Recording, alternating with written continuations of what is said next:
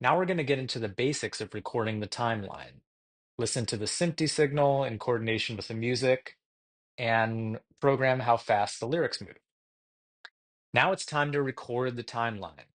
While listening to the SMPTE signal and the song, make sure to select the next line in the list and click either slow, medium, or fast at the right time.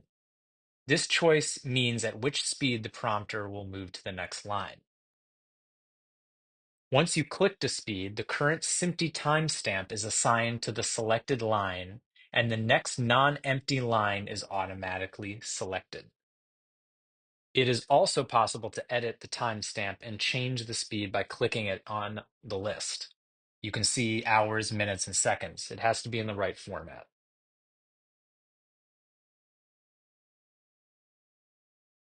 If the timestamp is orange, it means that there is not enough time since the previous line to move to that line at the selected speed.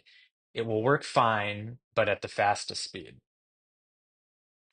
A red stamp means that the line is set in time before the highest time so far. Finally, within the timeline recorder window, in the bottom left, we have a settings tab. Within the settings tab, we have SMPTE options, scrolling and timeline editor. Scrolling, we either can toggle on continual scrolling, which is scrolling lines will no longer start and stop, but will accelerate and decelerate to reach designated time markers accordingly. If we have that deselected, it means that the timeline will actually stop. With it selected, it will always continually scroll. The timeline editor is just basically a format for the timeline.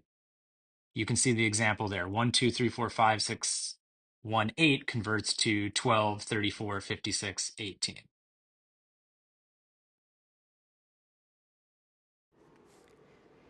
Here is an example of what continuous scrolling looks like.